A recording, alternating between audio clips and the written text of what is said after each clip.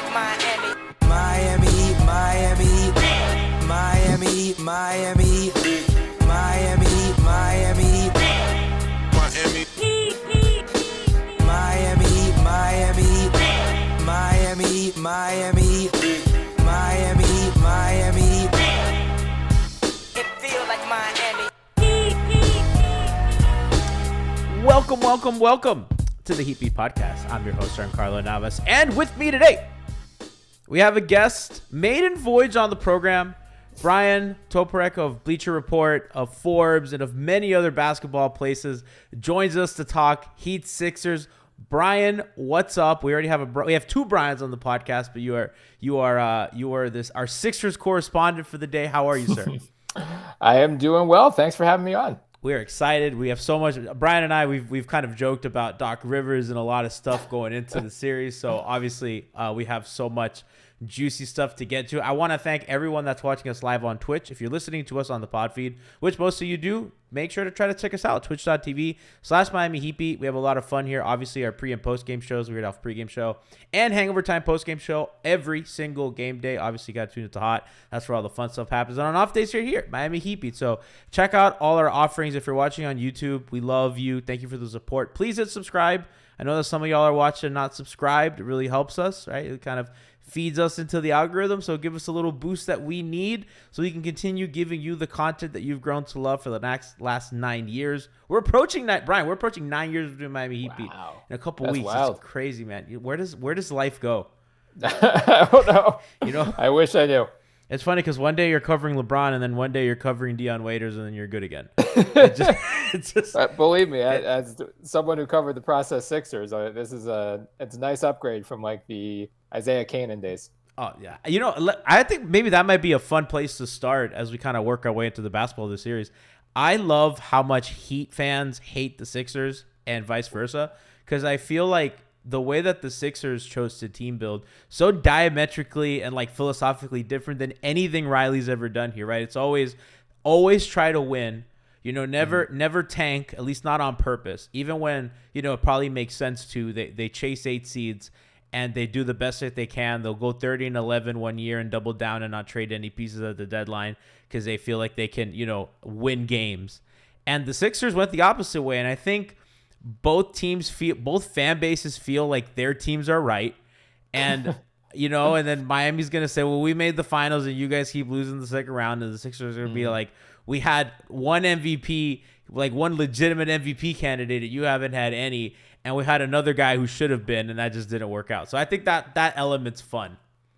Yeah, I was going to ask like where all of this enmity stems from. And I think you're probably right. But like, honestly, I think from the Sixers side, it didn't really start until after the Jimmy Butler sign and trade. And then, we made the like retirement home jokes for a couple of years. And then clearly that has not worked out as we had hoped. But yeah, like I've just noticed dating back to way before the Butler time, there are a couple of Heat fans who are just like so anti-Sixers. It caught me off guard. So I was hoping Embiid was healthy for this series because I had just a laundry list of tweets to bring up if the Heat ended up losing. But now I'm going to have to save that for another year. We just debuted a receipt segment. I don't know, man. Hawks fans were out of pocket with what they were saying. I was like, who do you think you are? Like, God damn, you're a 9 seed. We had a fun time with them. Yeah, I mean, that's always been – I mean, Heat fans really threw the first stones in this fan beef. Obviously, the players don't have anything, but the fans have always – and then they had that one playoff series, which was, the process versus, the old ruggedy Dwayne Wade and Hassan Whiteside. Jesus, Hassan. One time. Let's get into the basketball. Let's get into game one because I think there's a couple interesting things to get to, and I think we got to start with Harden. 4 points in the second half, only 4 free throws in the game. Miami really, I think, Bryan, they did what we expected them to do. They were showing help on any drive or any angle that he had to the rim. Anytime he'd get a screen and flare, their priority was to show help and then close out on the shooter. Was seeing a lot of bodies. He was getting even tagged. Miami likes to help from the strong side corner. They were even coming from the weak side corner at times. Whether that was Danny on the weak side or whatever, and Harden found him a couple times, but Miami they defended him, not dissimilar to Trae Young. 4 guys in the paint, all that, and I guess it worked. I think Harden's first half is probably going to be more what the series looks like, just because he's a little bigger than Trae Young, and I think it's easier to trap small guys and put small guys in that position. James is a little bigger and a little stronger, and he didn't get some of those to go. How did you feel about the game plan? How do you feel about Harden and kind of going forward if that's going to be the coverage he gets? Yeah, I mean, I thought going into the series that the Heat had the personnel to slow down Harden more than they did Embiid, with Butler and Tucker in particular. I think that proved true in game one, especially when you don't have a Joel Embiid who is going to command double teams most likely and freeze up things for his teammates without him on the floor. And with DeAndre Jordan on the floor instead, that is a diametric opposite. Like, the Heat can just outright ignore DeAndre Jordan instead of sending two defenders at him so they can send more help toward Harden. I saw some stats from Ramona Shelburne of ESPN, which were just flabbergasting. She said 12 of 13 of Harden's 13 field goal attempts were contested. He was double teamed 9 times. The average closest defender on his shot attempts was 3.7 feet away, which was the third smallest amount of separation in a game for Harden this season, and the smallest amount in a playoff game for Harden in 2 years. So he got swarmed last night, as expected. I think game 2, he should very much expect the same thing. I think there's like a fundamental misunderstanding of who James Harden is right now, because like all of the coverage coming into the series, especially once the news about Embiid's face broke, it was like, can he be the Harden Houston of old, or the Houston Harden of old? And could he score 35 points a game? It's like, no, he can't anymore. But his value to the Sixers is his playmaking and his facilitation. So, if the Sixers don't shoot 6 of 34 from 3, like, Harden could have had a triple-double last night. His teammates just bonked a ton of open shots that he created. So I don't expect like a 35-point triple-double from him at any point this series, even when Embiid returns or if Embiid returns. But it's more like, can he generate 12 assists and more free throw attempts and like 20 or 22 points? Like what he did against the Raptors in game 6, I think he had 22 points, 15 assists. Like, that is the James Harden that the Sixers need right now, not necessarily 40-point per game James Harden. That part to me is why he's more important for Miami to kind of key in on than Maxey. Because Maxey can probably pop off more as a scorer, but James is just, I think Maxey had as many turnovers as assists last night. And James, for all his warts, is still a very good passer and a very good playmaker, which is why I think he justifiably, gets all of the defensive attention. And if, you help, if you give Tobias a little angle because you're cutting off the Harden driving lanes and you do that, I think Philly was up +2 on the free throw line last night. I don't think that's going to cut it for them. I just think that they need a little bit more of that help. And I think if Miami's going to get to the line as much as them, Miami gets to set their defense. I thought the Tucker stuff guarding Harden from end to end. I don't know what, Spo's a crazy person. Like, Tucker's getting in his damn steps. I mean, I get it, but sheesh. Yeah. That poor guy, man. That guy, I was like, we're doing this? That's Susie Gabe's job. Yeah. But it worked. I don't know how I feel so much about Gabe on Harden, and we could talk about that just because Gabe's a little smaller and he gives up a little weight there.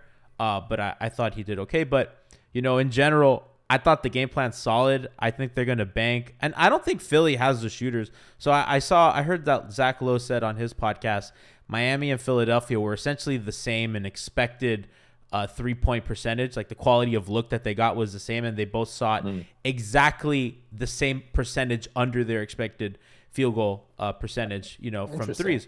So, you could say shooting luck for both sides, because Miami, Max went 1 for 7. They missed shots that they normally hit too. I think that happened on both ends, but I think you trust Miami shooters over Philly shooters, right? Other than Danny, and I think, I don't know how Maxey's catch and shoots are, but Maxey looks a little more comfortable off the dribble this season. I don't know, maybe you can correct me. And I think if you're forcing those kinds of looks, and if you're the Heat, that's what you've done all season, right? You help, you force threes, a lot of corner threes and stuff like that. But I think that's the way that they got to go. Yeah, and I mean, Tobias was the best player for Philly last night. He's honestly been the best player for them in the playoffs, and that's not slander of anyone else. It's just like Tobias Harris has been really good, and that's going to be a big key for this series moving forward. If they are sending Butler and Tucker on Harden and Maxey in particular, or when they do, I know they switch all the time, but that's going to leave Tobias Harris with a mismatch. And to his credit, he attacked those last night. Like the indecisive player from even 2 months ago is nowhere to be found. So that was a big, if you're trying to take away silver linings from this game, there aren't many if you're the Sixers, because it does feel like they just let this one slip away to some extent. But Tobias's play was a positive. The shooting regression hopefully will happen at some point. But as you've noted, I mean, Miami only shot 25% from three. So you could bank on shooting regression on both sides. And I mean, they just got absolutely killed in the defensive glass, and the offensive glass is rebounding in general. But I think, part of that is they played a ton of zone last night. And I think they're going to continue doing so until Embiid comes back in particular. So like that is part of the byproduct of playing zone. You leave yourself vulnerable to the other team getting offensive rebounds. It really all comes down to, Doc Rivers said after game one, like, I'm sticking with DeAndre Jordan, like it or not. So if we take him at his word and, you spot the Heat a double-digit lead 4 minutes into the game, like you're going to be clawing your way back for the rest of it. Brian, the only consistent thing about the Heat half-court offense this year has been they just kill drop defenses, whether it's Milwaukee or anybody, as a product of their handoffs. Now, I will say, I thought Maxey in the first half did a great job of going over screens, staying at shooters' hips. That deteriorated, and I think that weighs in Miami's favor because that's something that does wear you down because they do. PJ and Bam and Dedmon, they set Jimmy, Kyle, even when he comes back, they're very physical screeners, and that beating that you take, especially for young guys like Maxey, who's I don't think has the weight yet, and it's still kind of coming into. I think that's the kind of stuff that wears you out in a series. I do want to get to the zone before we kind of get into more of the handoff stuff, and I think that's more of a game 2 thing that we could talk about looking forward. They went to Miami's offense did get slowed by the zone, and I think that's when they went to a zone. I was like, okay, let's see how this looks because Philly's small, they can get crushed on the boards, but they are playing PJ at the 5 a lot of time too. So I was like, let's see how they survive. It didn't look good for a bit, and I thought one of the adjustments was kind of flashing PJ to the middle and kind of getting the ball there. I thought that helped them a bit. Jay Crowder used to do that for them when he was here. They didn't get as much cutting as I would have liked because at that point you kind of flare, right? Kind of get the ball, get some cutting, get some shooting. Wasn't much of that. A lot of it was Tyler busting the zone, kind of getting the ball in and then back out to Tyler, kind of force that small rotation or whatever. But in reality, I mean, it was offensive rebounding that really tore that zone apart. Yeah. And I think, part of it is Paul Reed is the best offensive rebounder until Joel Embiid returns, but Paul Reed also gets into foul trouble. Like he had 5 fouls. He and Dedmon, man. That was a contest. God. I mean, 5 fouls in 13 minutes. He averaged 9 fouls per 36 against the Raptors in the first round. And Doc, while he was giving his soliloquy about DeAndre Jordan last night, did say foul trouble is the reason he is not willing to start Paul Reed. Like he said he didn't like the matchup with Reed and Bam in particular. And, Reed bit on multiple pump fakes last night, even though he was already I think fouls 4 and 5 were him biting on dumb pump fakes. And he said after the game, I just have to be smarter. I'm prideful, I'm aggressive. And that's part of what makes me who I am. But at the same time, I just have to let them score sometimes. I'm not going to block every shot. And I am too important to draw my 4th foul on a bucket or a shot that's 2 feet away from the basket. I'm probably going to get the foul called. It's probably going to be an and one. And then they're going to have to go back to DeAndre Jordan. So I'll believe it when I see it with him because this has just been the thing with him all season. But if he can stay out of foul trouble and they can play him 20, 25, even 30 minutes per game instead of 13, that will at least help them potentially until Embiid returns. Chat's asking me to ask you what you thought of the Paul Reed post-game comments. Where he's like, that he was talking some trash against Miami. He was saying like he thinks they're vulnerable, and it's just a young dumb kid. I think. What was it that he said exactly? Do you remember? I don't remember. We made the fun of it on the exact Postgame Show. I'll find the Yeah. exact quote for the audience. Yeah. But it was pretty funny. Yeah, it was just like we can beat them. We think we can wear them down, even though the exact opposite thing happened, as you said. Like, and Maxey said it in particular. Like he thought the Heat's physicality wore on them as the game went on, and then Reed is sounding defiant. It's like, no, we got this in the bag. It'll be fine. It's like, bro, you played 13 minutes. No wonder you feel okay. Honestly, I think we can definitely beat this team. We got to go out there, be more physical than them, be more aggressive, keep them on their heels. They're going to fold. And then somebody in our chat last night said, when were they ever on their heels? What do you mean keep? Yeah. Well, I mean, they did go into halftime with a 1-point lead despite the DeAndre minutes, and like they in spite of DeAndre Jordan, Doc Rivers. Yeah, honestly, Kevin O'Connor had the tweet last night where it was like he broke down the plus minus, the first half plus minus, and I know I have it single right here. Game plus minus is noisy, but like this was not. This was DeAndre Jordan was terrible. The Reed and then the Niang minutes at center. Like, that's the only reason they stayed in the first half. So I have the numbers here. Kevin O'Connor. Yep. DJ minus 12 in 4 minutes and 21 seconds. Jesus Christ. Paul Millsap minus 3 in 5 minutes and 14 seconds. Minus 3 is better than I thought Millsap would have. Paul Reed plus 7 in 9 minutes and no center plus 9 in 5:16. As good as those plus 9 look, I thought Niang himself was awful. Yeah. And I thought that at that time of the game when he was in, especially in the second half. Well, I think some of that was against the zone where Miami was still figuring stuff out. And I thought in the second half, it just I don't think the Niang at center minutes had enough juice. I think they should. I think it's Philadelphia's best bet to play that more. Especially when your alternatives are the corpse of DeAndre Jordan and Paul Millsap. Right. But I think Niang was 0 for 7. I think Miami's just okay with that, with them doing that. And I think if they're like, well, we'll just shoot better than, Niang would not even be a rotation player in Miami, right? So it's like, okay, we'll live with that guy taking a lot of shots. I think he took almost as many as Harden in the second half, which is funny. Mm-hmm. And I think if you're Miami, that's just a win for you.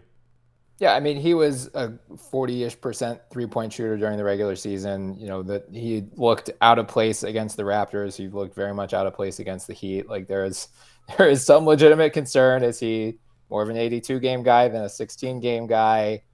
A horrible rebounder, especially for someone his size, like incomprehensibly bad. Just not super athletic, which contributes. But like there was, I think Kyle Neubeck pulled it out of Philly Voice. There was one play of the second half where like he sort of half-heartedly boxed out PJ, who was standing like behind the 3-point line in the corner, and Niang is right there at the rim. And PJ still somehow beat him to a rebound. It was just like, PJ for a guy feasts on bad box outs. Yeah. The Sixers, that is one of their bugaboos. They have very few guys who can box out. So, as much as I want to kill Doc Rivers for the Jordan minutes, it's like there's no good answer here to replace Joel Embiid. Like you're not going to be able to do it with one player, and all of these guys have their imperfections. I think Reed is the best option because he's bouncy, he's young, he's switchable, he's the best rebounder by far. Like Jordan, as you said, the Heat kill drop coverage. Jordan isn't athletic enough to go guard on the perimeter, so you have to play him and drop, and then like you just run a screen with whoever Jordan's covering, and there you go. You're gonna open a wide open 3-pointer. So I'm with you in thinking like ideally, Reed stays in slightly less foul trouble in game 2. And then we see, they didn't really go back to the small ball until like midway through the fourth quarter, at which point the game was already getting out of hand. So like that should be more of a consistent thing. And then, I know some Sixers fans are saying like, let's see what Charles Bassey can do. He's a 2nd-round rookie, but like he played less than 200 minutes during the regular season. So I just think you're already, it's just game 1 and people are already going to the Bassey. Yeah. Well, like he showed stuff during the regular season. Like I think part of it is just like, he can't possibly be worse than DeAndre Jordan, right? Like, even if he blows all of his assignments, like, at least he is athletic and can maybe pull down a contested rebound, which DeAndre Jordan cannot. So it's not really a vote of confidence in Bassey. It's more so just like, I do not want to watch DeAndre Jordan play a single minute more basketball in the playoffs. Miami has like this luxury of having like 3 playable centers. You know, they have like Yurt-7, by the way, outscored James Harden in the second half, which is my favorite stat. He had 6 points. I think Harden had 4. Oh boy, that was funny. It's funny because I searched Paul Reed to find the quote, and then I saw this tweet. Dare I say, start Paul Reed, bring Bassey off the bench. I mean, yep. 6 or 10. That bad. Let's talk about Bam a little bit, because I thought if Philly's going to be as small as they are, and if they're going to go Niang, and if they're going to and if these guys are going to be in foul trouble like Paul Reed, I thought Bam played the game you needed him to play. Early steals. We saw some of the face-up that you like. I thought he went out to Tobias Harris if he would get him on switches or in transition. They didn't do a lot of this, Bryan, but it's a thing that I want more from their handoffs. And I think if Duncan gets a little run, they'll see more of this, because Duncan's really, really good. Whenever help steps up and Bam can slip, he's really good at that pass. Kind of the DHO to slip, and they can get behind defenses like that. Killed Boston in the bubble with that. And Bam was just all around what you need him. Rebounding force, kind of getting inside, helping offensive rebounds, creating his own shot when Jimmy didn't have it going. The Tyler and Bam pick and roll was well over a point per possession. I saw, wow. Every time they ran it. As Lowe mentioned, that just any Bam ball screen was 1.09 points per possession. And I think it was like 1.2 every time Bam or the ball handler shot off of that action. So just like absurd. I mean, absurdly efficient, doing everything he has to. I think the value that he brings against the Sixers specifically is he forces rotation off the roll like pretty quickly. And he's such a good short roll passer, to the point that I think he probably overpasses. There was a possession that he kicked it out on the short roll when he probably could have scored, but they're moving Philly around. That's tiring, and I thought you could tell that they had no legs in the second half on top of all that. Yeah, and I think this is where Miami has a major advantage in terms of playable depth as well. Like, Duncan didn't even play last night, but that's an option as you get later into the series, whereas Philly, it's like, all right, you feel okay about Niang, or at least he's been a consistent contributor the whole time. We'll see what they do at center, like split it between Reed, Jordan, whoever. Like, Reed's the only one you feel decent about. Thibault, he was a mess yesterday. It's just been a rough postseason for Thibault, and like, he's up for an extension this summer. I wrote about it at Forbes coming into the playoffs. Like, he lost himself a lot of money, I think. So he needs to have Harden too, man. This is a lot of leaky pockets. Harden is, I think he's baked in already, but Matisse, he might be waiting for restricted free agency. I would be surprised. But like, Shake Milton, you're just not sure what you're going to get out of any of these guys on a given night. So like, sure, maybe there's a Shake Milton game in here, or maybe Niang like knocks down a couple threes, but there isn't consistent depth, and it's been a problem all year. But now without Embiid, like with Embiid, at least it's okay. You've got 2 of Embiid, Harden, Maxey, or Harris on the floor at all times, or pretty much at all times. So like, no matter what, you're not going to go through these like 5-minute scoring droughts, or you shouldn't. Like, you should have at least some, okay, here's a way for us to generate easy offense. But without him, it's just so much more of a slog on both ends of the court that it's like, I think the Sixers did a good job of like just junking it up in the first half and just throwing stuff against the wall and seeing what stuck. And then to go back to DJ, like DJ played 10 minutes in the third quarter. And it was just like, at that point, I should have just turned the game off. I could have watched Better Call Saul live. Bro, when Doc had the DJ comments in our Heapy group chat, we were going crazy. We were like, yes! I don't blame you. Like, it's probably not a great sign when your own fans like know groaning. What's going to happen and are like, yeah, like as soon as I can't remember a single time where before the game, like the waiting for the starting lineup to be announced, and then as soon as it happened, it was just Sixers Twitter like drowned out everyone else with just like, no. And then there was like, surely surely after seeing him go minus 12 in 4 minutes, he's not going to start in the second half. Like you learned your lesson, right?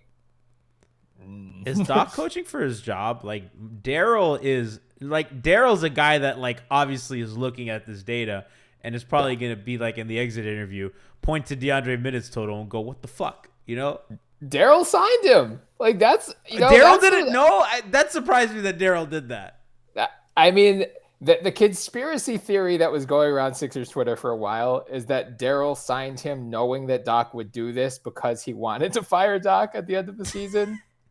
Now with the Embiid injury, like there is at least a baked-in excuse for Doc. But I mean, Jake Fisher of BR reported today, like as much as there's been speculation about Doc and the Lakers and like Daryl maybe wanting someone else, behind the scenes, the Sixers are operating like he's going to be back next year. And I think part of it is just the finances. Like I think this is the second year of a 5-year contract. He's earning $8 million a year. Is he still collecting a check from the Clippers? He might be. My man. I don't know. Listen, salute to Doc, man. I know. Yeah. So but like I asked at some point last night, like if someone was trying to get fired, what would you do differently than what Doc did last night? More DeAndre. How about DeAndre and Paul Reed together? I thought it was going to be like a DeAndre Millsap combo. Oh man, let's do DJ. Put him in Spain. Just like get him in every action you can. Make those.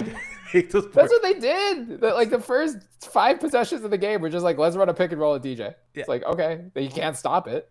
Handoff, pick and roll. Oh, and that's why I thought the second half I tweeted out, I was like, Duncan's gonna get some run, right? Just get DJ in the drop. Maxey's probably not gonna get over, and because Duncan's bigger than him anyway, and just got kind of get him in space. Let's do a couple quick hitters because I know we got to get you out of here. Are you concerned with Maxey being a target? Because I think a lot has been made of Tyler and Duncan and Max being a target.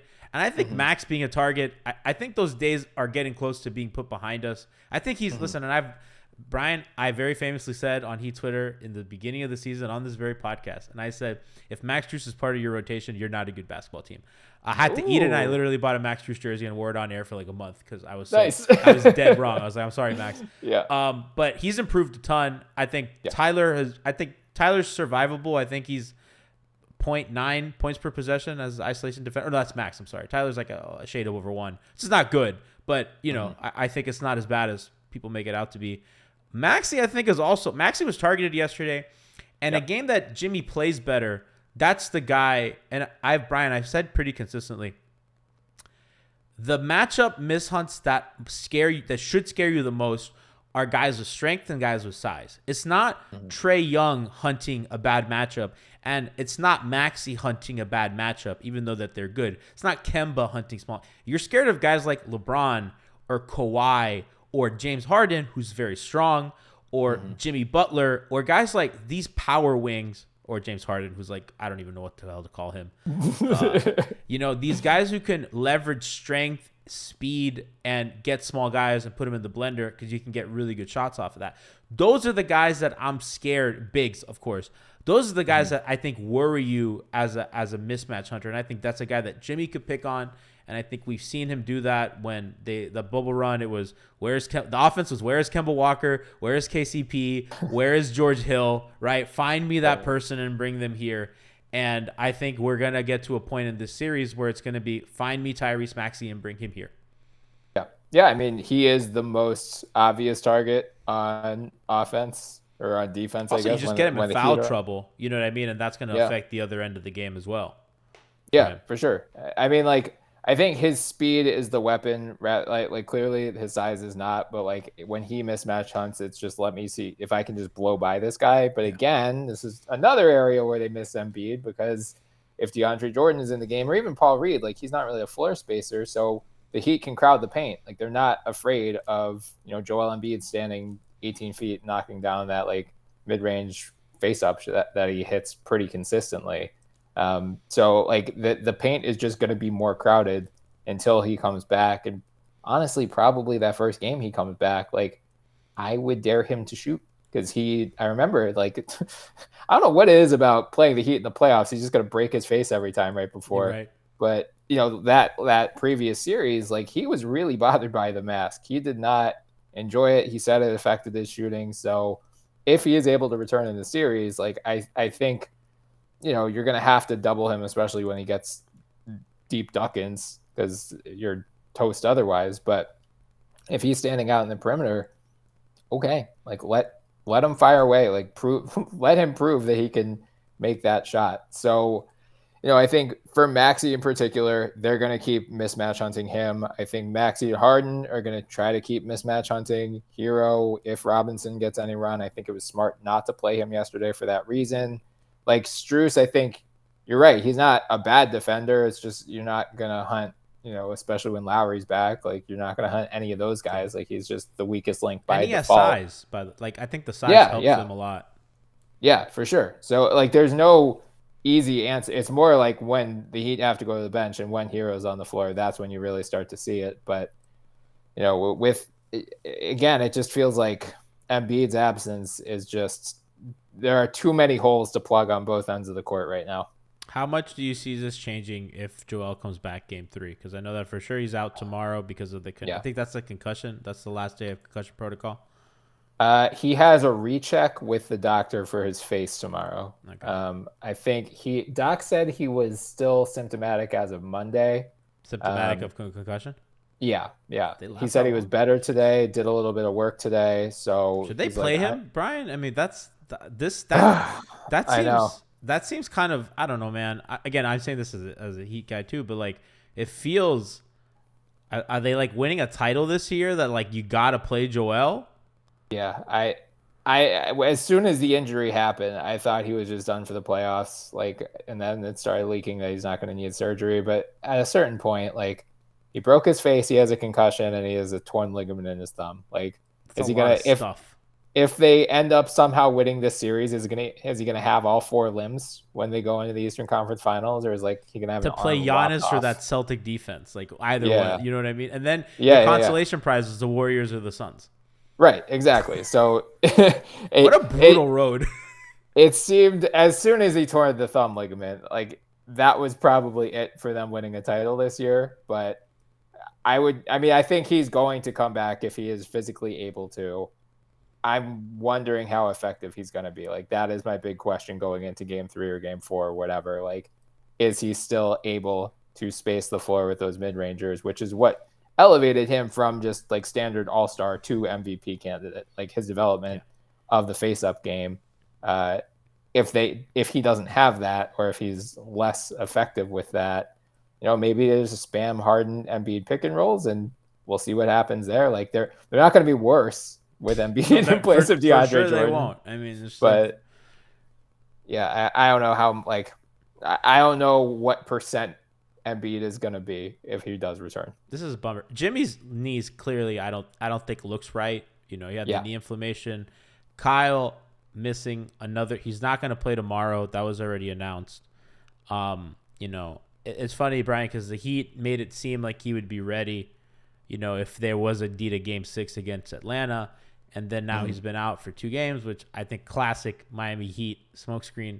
Although Kyle did look like he was practicing today. I mean, he put out that video of Tyler Herro accepting his 6th man of the year, which probably should have mentioned at some point in the show. Tyler Herro, 6th man of the year. We all kind of expected this, although Heat fans, Brian, were really mad because all of a sudden people like Jackson Frank and Nikias and other people were like, I don't know, we should maybe give Kevin Love a look. And everyone's like, no, it goes to the best scorer off the bench every year. Don't fucking change it this year because our guy's going to win it. Everyone was mad. Everybody agreed that that's a stupid way to decide the award. But they're like, start doing that next year. Not today, damn it. Well, I feel like this was just every award race this year was like so contested. And then Tyler Herro was just so obviously the answer at 6th man. Yeah. People were just like, should we try to drum up some controversy here? Like maybe that's how I felt. Sure. That's why it was a little annoying to Heat fans. It's like, let us have this. Yeah. Can we have nice things? That's how we feel about the Joel MVP. Because like clearly we're not winning anything else this year. So like let us have this. Let us have it. And Heat fans are torn because obviously Jokic is public enemy number 1 here, but also like no one fucks with Embiid or a Sixer.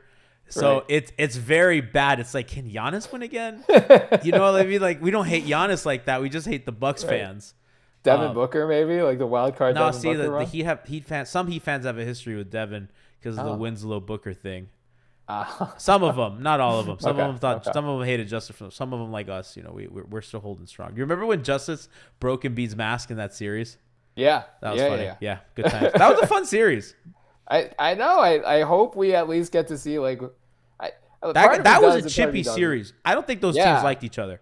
No, and I don't think, especially, I mean, like Jimmy, I'm sure has some feelings toward the Sixers team. I know there aren't really many holdovers from when he was here. If Ben was there, I'd feel like spicier about it. Yeah, because like him and Joel are friends, right? They're yeah, homies. Yeah. But yeah, he and Ben did not get along. I mean, look at Jimmy. Look how that's just not a like Ben Simmons would not fit in Miami. You know what I mean? Like no. I mean, they're fighting on the sideline, and then now they've lost 2 games since then. By the way, that's wild. Yeah, I actually went to Sage Arena. I went and I saw that. I saw that. It worked. Yeah. By the way, we're I think we're 11-2 since. So far so good. And one of those games was against Orlando. One of those games was on the road. So both those games were on the road. So they technically haven't lost in that building yet. Knock on wood. Let's hope that I don't fuck this up. They've got home court advantage throughout the East. It's incredible. And honestly, I mean, depending on, I don't think Phoenix is gonna lose. To Dallas, even though Luka's a fucking problem, man. I feel like we say that every year, and he loses unceremoniously. But Jesus Christ, that guy is God. If they figure it out over there, if like the Mavericks have like a year that somebody wants to go play with over there, oof. When they trade for Rudy Gobert this summer, you mean? No, well, he's gonna be a Raptor clearly. Oh God, that would actually be really good. I mean, Lord knows the one thing they need is more size over there. More size than another international player. Yeah, right. Just lead the league in all of them. Okay, last thing before you go, Brian. Do you feel differently about the series after last night than going in? Just the same that you feel, or like, have you been moved in any way? I think you picked the Heat, right? Yeah. I originally, so like I published my preview Friday morning as soon as the Sixers won that Raptors game. I like had it ready to go. I picked Sixers in 7, and Shams tweets the broken face news, and I immediately go revise it to Heat in 5.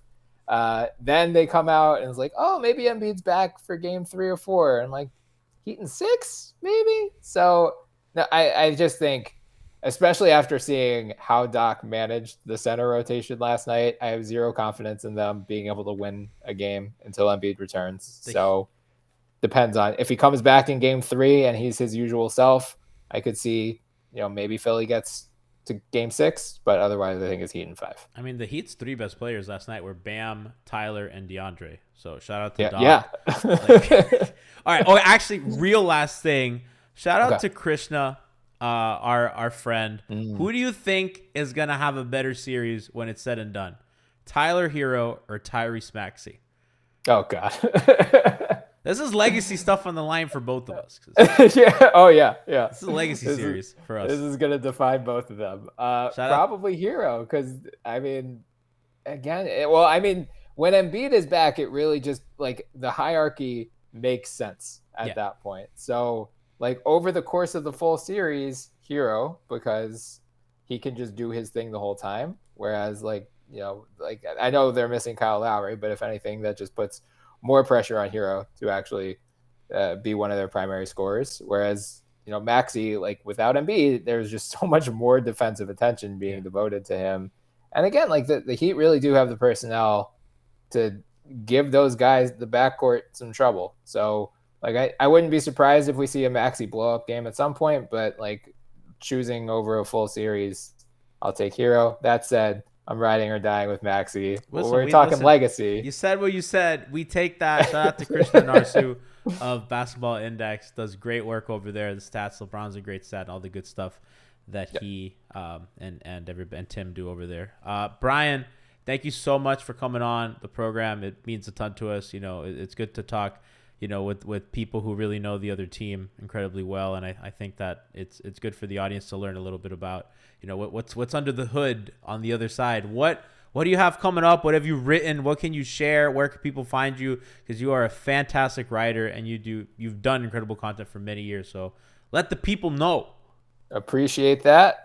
You can find me. I write about the Sixers and just some like salary cap issues at Forbes. I had a piece today go up about DeAndre Jordan. So if you want to hate read if you're a Sixers fan, or love read if you're a Heat fan, about just how bad he is, you can check that out. I'm also the co-host of the NBA podcast. You can find that wherever pods are found. Tomorrow, I think we're releasing our Rudy Gobert slander, our what the biggest questions for the first round West playoff knockouts. So we had, I think, legitimately 30 minutes on just trying to figure out where to send Rudy Gobert and Donovan Mitchell. So, by the way, what Fix said in chat said, keep up the pod, Brian. You and Mort have good stuff. They said, Appreciate talk that. more Heat, though, LOL. Well, we're going to have to now. Let's go, baby. We're forcing the nation. You can follow Brian at BTOPOREK.